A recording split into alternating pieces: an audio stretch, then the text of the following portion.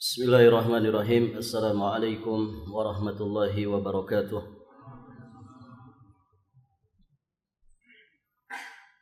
Alhamdulillahilladzi arsala rasulahu bil huda wa dinil haqq liyudhhirahu 'ala ad-dini kullihi wa kafa billahi shahida. Asyhadu an la ilaha illallah wahdahu rabbi la syarika lah وأشهد أن محمدًا عبده ورسوله قال الله تعالى في كتابه الكريم يا أيها الذين آمنوا اتقوا الله حق تقاته ولا تموتن إلا وأنتم مسلمون أما بعد اللهم إنا نسألك علما نافعا ونعوذ بك من علم لا ينفع. Para hadirin ikhwati fid din wa akhwat fillah rahimani wa rahimakumullah. Alhamdulillah, pada kesempatan ini insyaallah taala kita akan melanjutkan pembahasan kitab tauhid alladzi huwa haqqullah 'alal 'abid karya Syekhul Islam Al-Imam Al-Mujaddid Muhammad At-Tamimi An-Najdi Al-Hambali alaihi rahmatullah. Sekarang kita akan membahas bab tentang larangan mengucapkan assalamu ala Allah. Baik, hadirin jamaah yang dirahmati Allah. Di dalam bab ini kita akan dibimbing bahwa ada satu kalimat salam yang ahli tauhid mereka tidak mengucapkan kalimat ini. Karena hadirin jamaah yang dirahmati Allah, ya, kalimat ini mengandung sesuatu yang tidak tepat berkaitan dengan Allah Subhanahu wa taala. yakni kalimat assalamu ala Allah. Sebelum kita membahas apa yang dibawakan oleh penulis di sini, kita akan memahami terlebih dahulu tentang makna dari assalam. Hadirin jamaah yang dirahmati Allah, ada beberapa makna yang dijelaskan oleh para ulama terkait dengan makna assalam.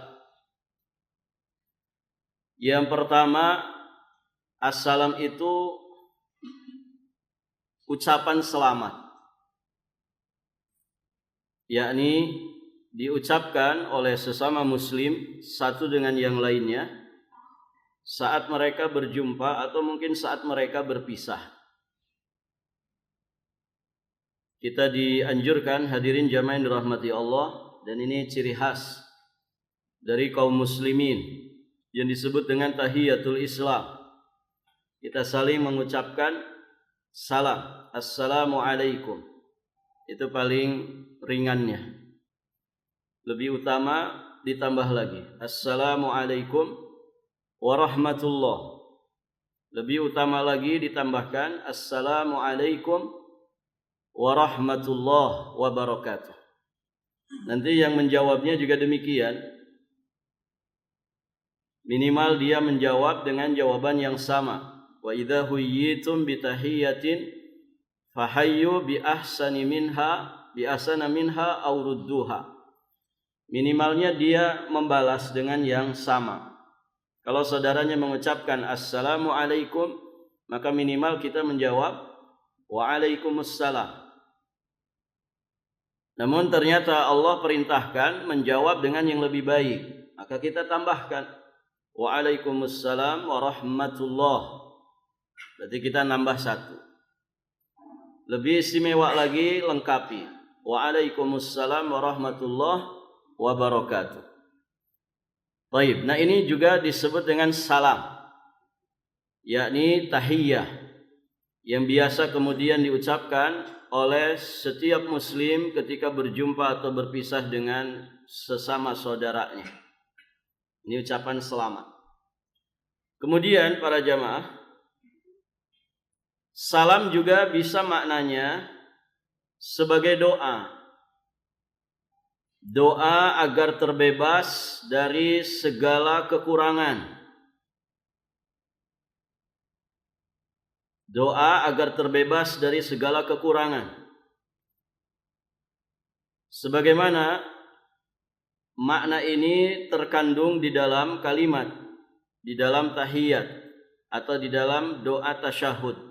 Assalamu alayka ayyuhan nabi. Assalamu alayka ayyuhan nabi. Assalam atas dirimu wahai nabi. Nah, salam di sini yang dimaksud adalah doa kepada Allah Subhanahu wa taala agar Nabi Muhammad sallallahu alaihi wasallam terbebas dari segala kekurangan. Maka makom Nabi menjadi makom yang terbaik, yang disebut dengan makom Mahmud, makom yang sangat-sangat terpuji, yang tidak ada yang bisa menandinginya. Ada juga doa selesai azan. Apa doanya jemaah? Allahumma, lanjut, Rabba hadhihi da'watid tammah wassalatil qa'imah ati Muhammadanil wasilata wal fadilah wa ba'athu maqaman mahmudanil ladzi wa'adtah. Allahumma ya Allah, Rabba hadhihi da'wah, Rabb pemilik dari seruan ini, maksudnya seruan azan. Allahumma rabba hadhihi da'wati tama was salatil qa'imah, juga pemilik salat yang ditegakkan. Ati Muhammadanil wasilah, berikanlah kepada Muhammad al-wasilah. Wasilah itu derajat tertinggi di surga Allah Subhanahu wa taala. Wal fadilah, dan keutamaan. Wa ba'athu, dan bangkitkanlah dia, maqamam mahmudanil ladzi wa'adtah, di maqam yang sangat terpuji yang telah engkau janjikan untuk dirinya. Baik, para jamaah yang dirahmati Allah, artinya kita diperintah oleh Allah Subhanahu wa taala untuk menyampaikan salawat dan salam atas Nabi sallallahu alaihi wasallam, ya, memintakan kepada Allah Subhanahu wa taala untuk beliau al-wasilah dan fadilah, kemudian memintakan kepada Allah maqam mahmud. Maka hadirin jamaah yang dirahmati Allah, salam untuk beliau maknanya ini, memintakan kepada Allah supaya terbebas dari segala kekurangan. Baik. Itu makna yang kedua. Makna yang ketiga, Assalam juga merupakan nama dari nama-nama Allah yang husna, yang artinya Allah itu terbebas dari segala bentuk aib, segala bentuk cacat atau kekurangan. Wallahu alladzi la ilaha illahu, wallahu alladzi la ilaha illa huwal hayyul qayyum. Apa ayatnya para jamaah? Wallahu alladzi la ilaha illahu al-malikul quddusus salamul mu'minul muhaiminul azizul jabbarul mutakabbir. Ada kalimat as-salam, al-malik al-quddusus salam. Jadi as-salam itu salah satu di antara nama Allah. Allah adalah as-salam. Maksudnya apa? Allah adalah zat yang terbebas dari segala aib, cacat, dan kekurangan. Baik. Nah, itu beberapa makna dari as-salam. Nah, di dalam bab ini, para jamaah yang dirahmati Allah, kita dilarang mengucapkan assalamu ala Allah, assalam atas Allah. Baik, para jamaah yang dirahmati Allah, kenapa kita dilarang mengucapkan assalam ala Allah? Setidak-tidaknya ada 3 alasan. Yang pertama, kalau kita mengucapkan kalimat ini, assalamu ala Allah, maka memberikan kesan bahwa Allah Subhanahu wa taala itu masih memiliki kekurangan. Allah itu ada aib dan juga cacatnya, sehingga perlu didoakan agar terbebas dari segala kekurangan. Sebagaimana makna assalam tadi. Nah, ini yang pertama. Kenapa kita dilarang mengucapkan assalam ala Allah?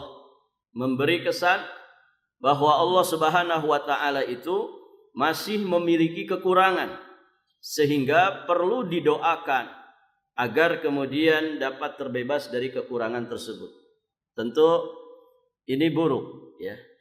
Tidak boleh. Kesan yang tidak baik tentang Allah. Allah itu zat yang maha sempurna. Nama-namanya husna, sifat-sifatnya maha sempurna. Baik. Dan ahli tauhid, ya, mereka membersihkan, mensucikan Allah Subhanahu wa taala dari segala kekurangan. Kemudian yang kedua, para jamaah yang dirahmati Allah, karena As-Salam itu adalah salah satu nama Allah. Nanti juga akan datang hadisnya, ya, di dalam bab ini. Dan tadi kita sudah bacakan satu ayat di mana salah satu di antara nama Allah itu ternyata As-Salam. Jadi para jamaah, kenapa dilarang mengucapkan As-Salam ala Allah? Karena memang Allah itu As-Salam. Sehingga kalau kita kemudian mengucapkan kalimat ini, Assalamu ala Allah, itu sama saja Allah atas Allah. Karena As-Salam itu adalah Allah. Dan ini tidak pas. Ditambah lagi para jamaah yang dirahmati Allah, kalau kita mengucapkan kalimat ini, berarti kita mendoakan Allah. Berarti kita mendoakan Allah.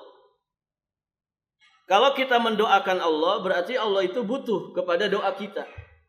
Ya, sebagaimana kita saling mendoakan, karena memang kita butuh untuk didoakan, terutama oleh orang-orang terdekat kita.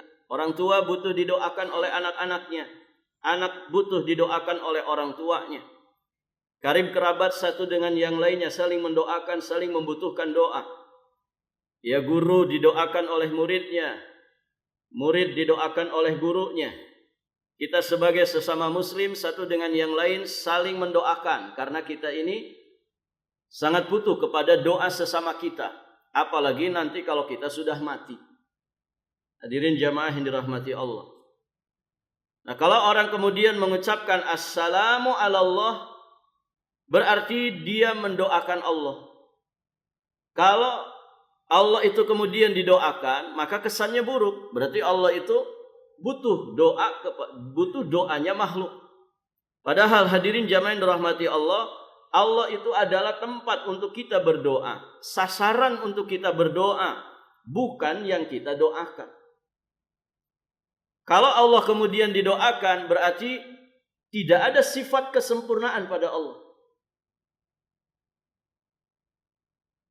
Artinya sifat Tuhan itu enggak begitu. Makanya kalau orang-orang di luar Islam, para jamaah, mereka mendoakan sesembahannya tidak. Mereka mendoakan, semoga keselamatan atas dewa kami. Berarti dewanya butuh selamat. Kalau dewanya butuh selamat, berarti sempurna apa tidak? Tidak sempurna. Dan Tuhan itu harus punya sifat kesempurnaan, maha sempurna. Allah tidak butuh didoakan, para jamaah. Allah tidak butuh didoakan. Allah justru sasaran untuk kita mempersembahkan doa-doa kita, hajat-hajat kita. Bukan yang didoakan. Beda dengan kita, hamba yang dhaif, satu dengan yang lainnya saling membutuhkan doa. Nah, inilah 3 alasan kenapa kita itu dilarang untuk mengucapkan kalimat ini, Assalamu ala Allah. Maka di sini para jamaah yang dirahmati Allah, beliau bawakan satu riwayat hadis yang terdapat di Sahih Al-Bukhari juga di Sahih Muslim. Diterima dari jalan sahabat yang mulia Abdullah bin Abbas radhiyallahu taala anhu. Beliau berkata, pada awalnya bila kami salat bersama Nabi sallallahu alaihi wasallam, kami mengucapkan semoga keselamatan untuk Allah dari hambanya. Semoga keselamatan untuk si fulan dan si fulan. Jadi mendoakan Allah juga. Semoga keselamatan untuk Allah dari hamba-hambanya. Semoga juga keselamatan untuk si fulan dan si fulan. Maka kemudian Nabi sallallahu alaihi wasallam beliau bersabda, "La taqulu assalamu ala Allah." Janganlah kalian mengucapkan kalimat assalamu ala Allah. Mengapa? Fa innallaha huwas salam. Karena sesungguhnya Allah adalah as-salam. Tadi apa makna as-salam? Tadi as-salam itu maknanya apa? Terkait dengan hak Allah. Dia salah satu dari nama-nama Allah yang husna, yang maknanya apa? Zat yang terbebas dari segala kekurangan. Allah as-salam, yakni zat yang terbebas dari segala kekurangan. Maka jangan mengesankan bahwa Allah itu punya kekurangan, sehingga kemudian kita harus doakan dengan doa as-salam. Baik, para jamaah yang dirahmati Allah. Jelas ya, petunjuk dari Nabi sallallahu alaihi wasallam di sini, Nabi melarang, mengharamkan ucapan salam untuk Allah, yakni dengan kalimat assalamu ala Allah. Karena ini bertolak belakang dengan nilai-nilai ketauhidan. Baik, para jamaah, Allah itu maha sempurna. Maka ketika orang mengucapkan assalamu ala Allah, sama saja dia memohonkan keselamatan dari celaan dan kekurangan bagi Allah Subhanahu wa taala. Padahal Allah itu sangat jauh dari sifat kekurangan seperti itu. Baik.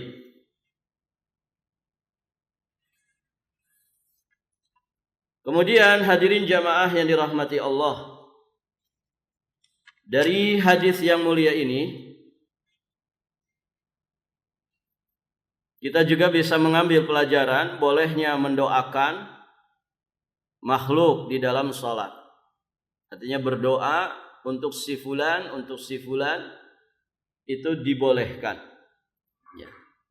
Misalnya ada saudara kita yang meninggal dunia, maka di dalam salat kita doakan Allahumma gfir lahu warhamhu wa'afihi wa'fu anhu wa akrim nuzulahu wa wasi' madkhalahu waghsilhu bil ma'i wa thalji wal barad wa naqihi minal khataaya kama naqaita thawbal abyad minad danas wa abdilhu daran khairan min darihi wa ahlan khairan min ahlihi wa zawjan khairan min zawjihi wa adkhilhu al jannah wa a'idhu min adzabin nari wa min adzabil qabri. Allahumma la tahrimna ajrahu wa la taftina ba'dahu waghfir lana wa lahu. Ketika baca doa ini kita alamatkan kepada fulan bin fulan yang kemarin misalkan meninggal dunia. Boleh mendoakan seperti itu di dalam salat. Baik, para jamaah yang dirahmati Allah, mendoakan orang tua, Rabbighfirli wa liwalidayya warhamhuma kama rabbayani shaghira. Mendoakan kaum muslimin secara umum, Rabbana ighfir lana wa li ikhwanina alladzina sabaquna bil iman wa la taj'al fi qulubina ghillan lil ladzina amanu rabbana innaka raufur rahim, dan seterusnya. Baik, para jamaah, kita lanjut. Masih panjang waktunya. Kita lanjut masuk di bab berikutnya. Bab berikutnya tentang mentaklik doa, mengaitkan atau menggantungkan doa dengan kehendak Allah. Ucapan seseorang di dalam doanya, Allahumma gfirli in syi'ta. Ya Allah, jika engkau kehendaki, ampunilah dosaku. Baik, para jamaah yang dirahmati Allah, ini bab penting untuk kita pelajari para jamaah yang dirahmati Allah, karena hari-hari kita itu berdoa kepada Allah dalam setiap saat, dalam setiap situasi kondisi. Kita selalu berdoa kepada Allah Subhanahu wa taala. Dan sejatinya doa itu ibadah. Ibadah apapun yang kita kerjakan sejatinya itu adalah doa, dan sudah berlalu pembahasannya. Doa masalah, doa ibadah. Orang yang berdoa ibadah pasti juga terkandung di dalamnya doa masalah. Orang yang berdoa dengan doa masalah pasti juga terkandung di dalamnya doa ibadah. Baik, para jamaah yang dirahmati Allah, karena hari-hari kita berdoa kepada Allah, maka doa itu jangan sekedar doa. Bagaimana doa kita berkualitas, yakni doa yang sesuai dengan petunjuk Allah Subhanahu wa taala dan juga Rasulnya. Doa yang kemudian kita praktekkan adab-adab doa yang diajarkan oleh Allah dan Rasulnya saat kita berdoa. Nah, salah satu di antara adabnya, di dalam doa itu tidak boleh kita mentaklik doa dengan masyiatillah. Tidak boleh mengaitkan, menggantungkan doa kita dengan kehendak Allah. Contohnya seperti yang menjadi judul bab di sini. Allahumma gfirli in syi'ta. Ya Allah, ampunilah dosaku jika Engkau mau. Ya Allah, berikan rezeki kepadaku jika Engkau menghendaki. Ya Allah, masukkan aku ke dalam surgamu jika Engkau menghendaki. Nah, kalimat jika Engkau berkehendak, kalimat jika Engkau menghendaki, ini yang masalah. Hadirin jamaah yang dirahmati Allah. Kenapa bermasalah? Para ulama menyebutkan juga setidak-tidaknya karena 3 alasan. Baik, para jamaah. Jadi mentaklik doa, mentaklik pengabulan doa kepada kehendak Allah, ini perbuatan yang tercela dan tentu berseberangan dengan nilai-nilai ketauhidan. Hal itu disebabkan karena beberapa perkara. Pertama, memberi kesan bahwa ada selain Allah yang lebih kuat. Memberi kesan bahwa ada selain Allah yang lebih kuat daripada Allah, sehingga mampu memaksa Allah. Baik, para jamaah. Maka jika seseorang berdoa dengan mentaklik menggunakan kalimat in syi'ta, jika engkau menghendaki, maka seolah-olah di sana ada pihak, ada orang yang kemudian saking kuatnya bisa memaksa Allah untuk mengabulkan apapun yang dimintanya. Sehingga dia seolah-olah datang kepada Allah, ya Allah, ampuni aku jika engkau mau, enggak maksa kok. Begitu. Disangkanya ada yang bisa maksa Allah. Kemudian dia datang kepada Allah, saya tidak maksa ya Allah. Ampuni dosaku jika engkau menghendaki. Enggak maksa. Ini lancang enggak para jamaah? Lancang. Siapa kemudian yang bisa maksa-maksa Allah? Kalau Allah kemudian kataba ala nafsih, Allah mewajibkan atas dirinya. Kadang kalimat itu datang ya di hadis qudsi atau di hadis Nabi. Kataba ala nafsih, Allah mewajibkan atas dirinya. Allah mewajibkan atas dirinya itu bukan berarti ada pihak lain yang kemudian menekan, memaksa Allah supaya mewajibkan atas dirinya sendiri. Enggak begitu. Atau di hadis qudsi, inni haramtu dzulma ala nafsi. Sesungguhnya aku haramkan kezaliman atas diriku sendiri.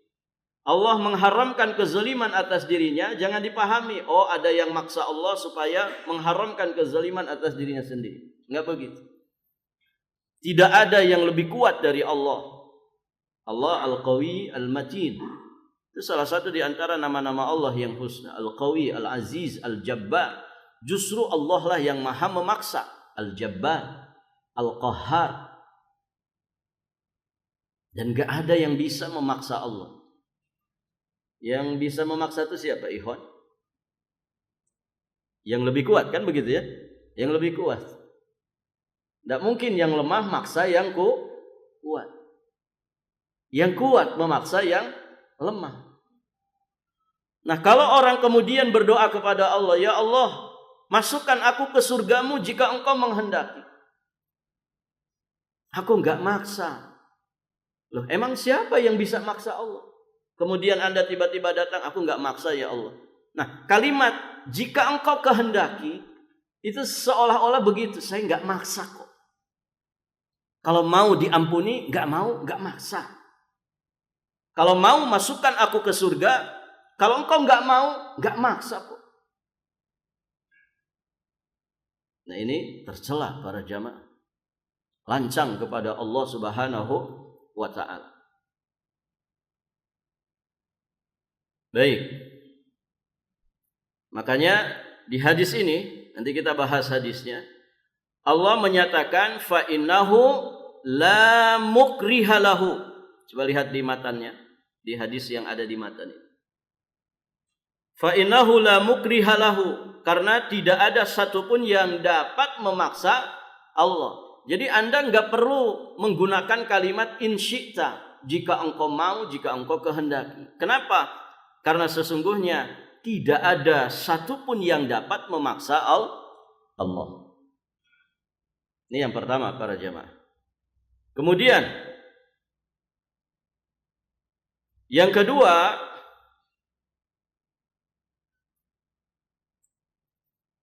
kenapa mentaklik doa dengan kehendak Allah itu tercela, dilarang? Karena memberi kesan bahwa sesuatu yang diminta itu berat bagi Allah untuk kemudian Allah mengabulkannya. Karena mungkin dianggap yang diminta itu perkara besar. Sehingga hadirin jamaah yang dirahmati Allah, dia kemudian mengaitkan doanya dengan kalimat tadi in syi'ta.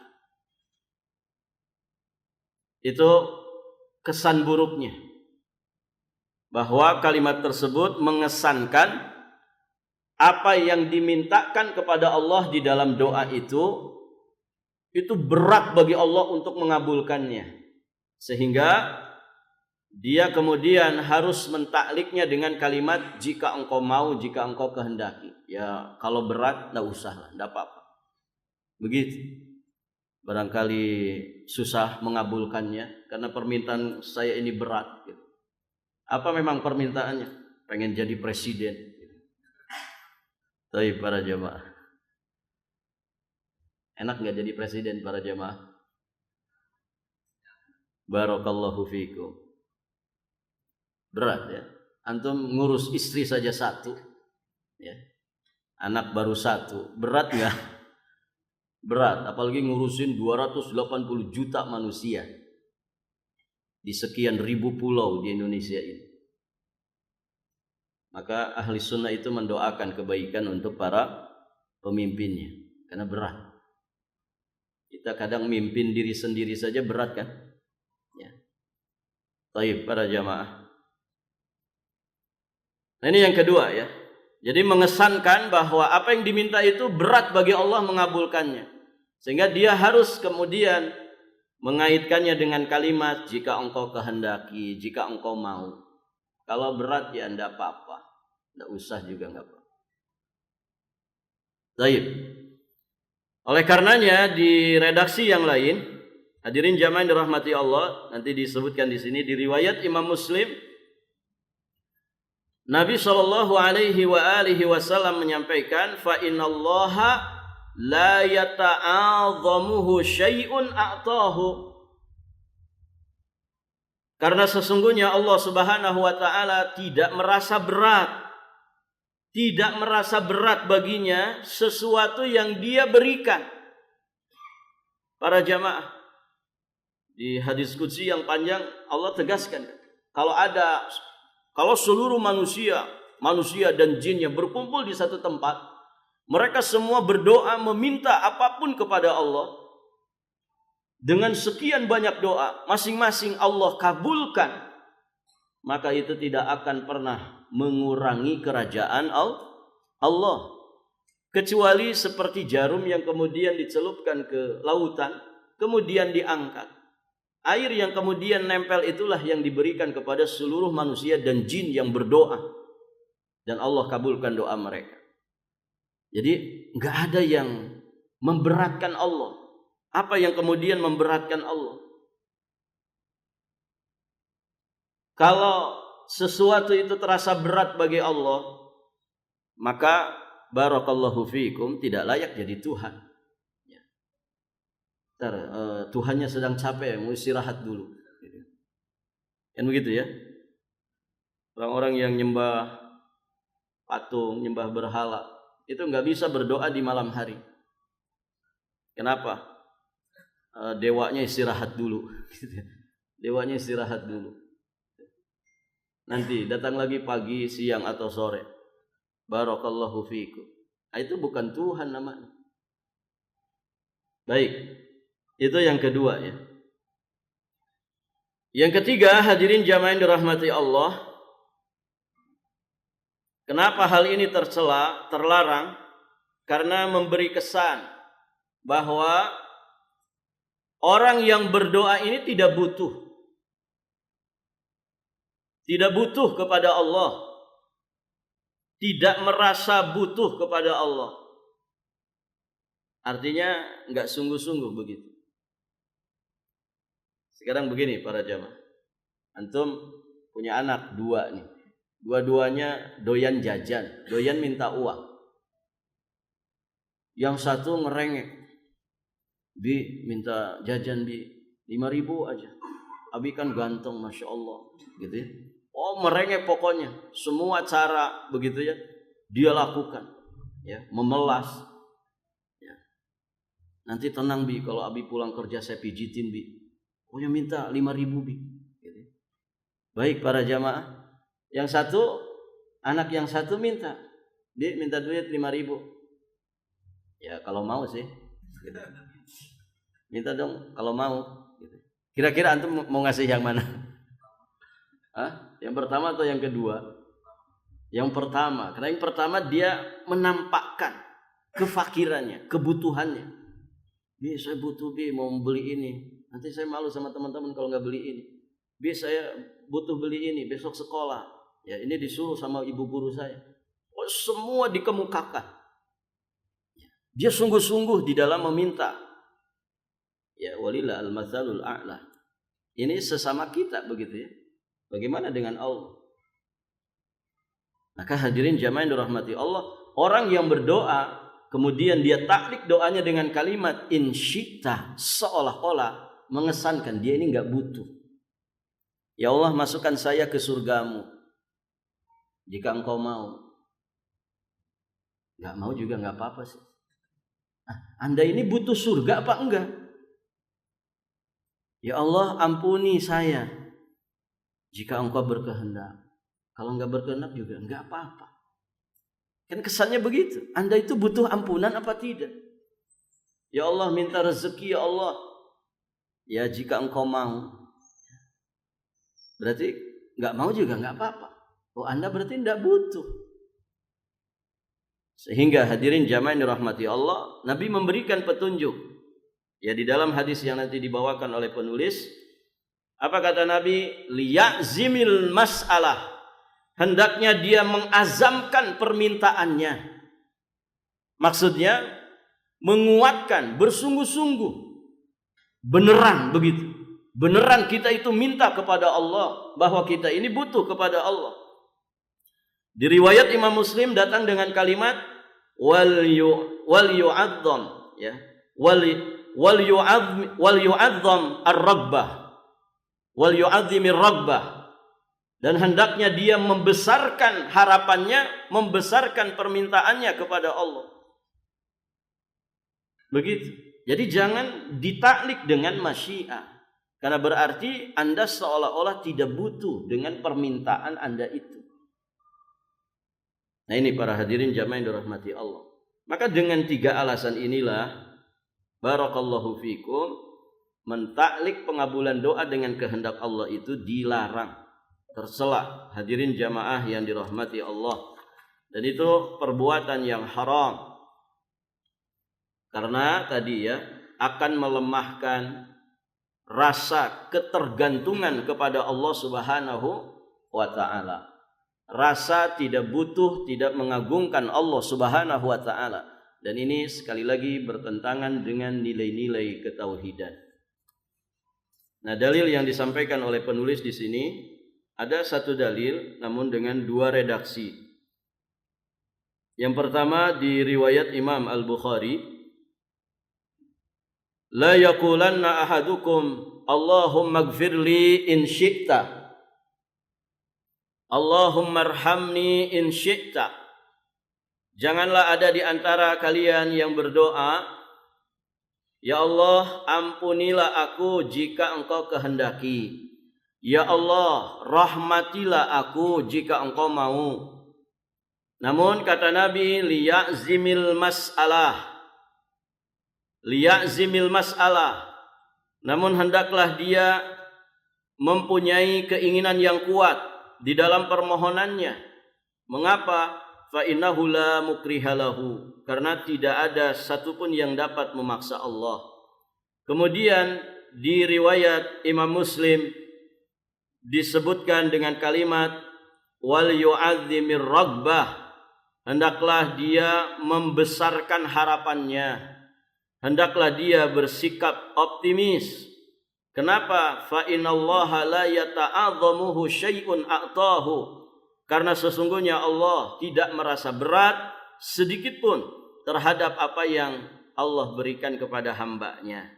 Hadirin jamaah yang dirahmati Allah Subhanahu wa taala, maka di hadis yang lain juga Nabi mengatakan, ya, ud'ullaha wa antum muqinun bil ijabah. Berdoalah kalian kepada Allah dalam keadaan kalian itu yakin dengan ijabah Allah Subhanahu wa taala. Jadi mantapkan doa-doa kita. Yakin ya kepada Allah Subhanahu wa taala yang Maha Kaya, yang Maha Kuasa, yang Maha memiliki segala sesuatu, Al-Malik. Baik para jamaah, dan itu harus dikuatkan. Dikuatkan. Wal yu'azzimir rabbah, dikuatkan rabbah itu di dalam diri kita. Dikuatkan permintaan yang kita panjatkan kepada Allah Subhanahu wa taala, sehingga kita enggak butuh kalimat in syi'ta. Baik para jamaah, beda halnya kalau kita mengaitkannya dengan ilmu Allah. Kalau ini kan kehendak. Nah, ada yang dikaitkan dengan ilmu Allah. Maka para ulama menjelaskan, kalau yang dikaitkan dengan ilmu Allah, maka ini dibolehkan. Dengan catatan dalam perkara yang memang kita tidak ngerti. Seperti apa ini yang kita mintakan ini? Contoh di doa istikharah itu. Allahumma in kunta ta'lamu, ya kan? Anna hadzal amra khairun li fi dini wa ma'ashi wa aqibati amri. Ya Allah, jika Engkau mengetahui bahwa urusan ini adalah baik bagiku untuk kehidupanku, barakallahu fiikum, untuk agamaku dan untuk akhir kesudahanku, maka takdirkanlah dia kepadaku dan jadikan dia takdir bagiku. Nah, ini dikaitkannya dengan ilmu Allah, ya, karena terkait dengan sesuatu yang kita tidak mengetahuinya. Nah, yang seperti ini diperbolehkan, ya, seperti dalam doa istikharah tadi. Tapi berkaitan dengan kehendak, hadirin jamaah yang dirahmati Allah, maka ini dilarang. Karena tadi akan melemahkan rasa ketergantungan kita kepada Allah Subhanahu wa taala. Baik para jamaah yang dirahmati Allah, alhamdulillah dua bab ini sudah selesai kita bahas. Insyaallah taala nanti bab berikutnya kita akan membahas tidak boleh mengatakan hambaku, abdi atau amati. Ini juga terkait dengan adab dalam lisan dari orang-orang yang mengagungkan Allah Subhanahu wa taala, mentauhidkan Allah Subhanahu wa taala dengan sebenar-benarnya. Mereka menjaga lisannya dari segala sesuatu yang bisa mengurangi kadar kesempurnaan dari tauhidnya. Baik para jamaah, sampai di sini dulu pelajaran kita. Allahu a'lam bissawab. Sudah masuk waktu.